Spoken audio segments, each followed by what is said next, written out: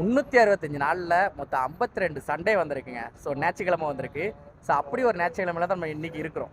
சரிங்களா? இந்த ஞாயிற்றுக்கிழமை அப்படிங்கிறது வந்து பார்த்திங்கன்னா நிறைய பேருக்கு டிஃப்ரெண்ட்டான லைஃப் ஸ்டைலாக இருக்கும். ஸோ பேச்சுலராக இருந்துச்சுன்னா அந்த ஒன் டே வந்து பார்த்திங்கன்னா அவ்வளோ ட்ரெஸ்ஸையும் துவைக்கிறது, ஃப்ரெண்ட்ஸோட உட்காந்து பேசுறது, கிரிக்கெட் விளையாட போகிறது, குக்கிங் பண்ணுறது, ஃபேமிலியோட உட்காந்து டைம் ஸ்பெண்ட் பண்ணுறது. ஸோ இந்த மாதிரி இருந்திருக்கும்.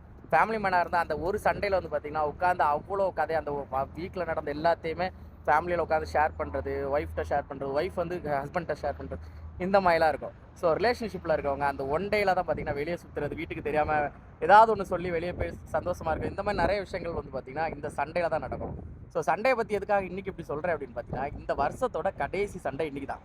ஸோ இந்த சண்டே கண்டிப்பாக மிஸ் பண்ணிடுறாங்க. டக்குன்னு இந்த ரீலை உங்கள் ஃப்ரெண்ட்ஸுக்கு ஷேர் பண்ணி, மச்சான் இதுதான் இந்த வருஷத்தோட கடைசி சண்டேயாமா, வா வெளியே போகலாம் அப்படின்னு சொல்லிட்டு கிளம்பி போயிட்டே இருங்க. ஸோ என்ன நீங்கள் உங்கள் ஃப்ரெண்டாக நினச்சிங்க அப்படின்னா மறக்காமல் வீடியோ ஃபாலோ பண்ணிடுங்க. வீடியோக்கு லைக் பண்ணி இந்த ஐடியா ஒரு ஃபாலோ பண்ணி விட்டிங்கன்னா ரொம்ப சந்தோஷப்படுவேன். ஸோ வருஷத்தோட கடைசி சண்டே வேஸ்ட் பண்ணிடுறாங்க மக்களே, வாங்க கிளம்பலாம்.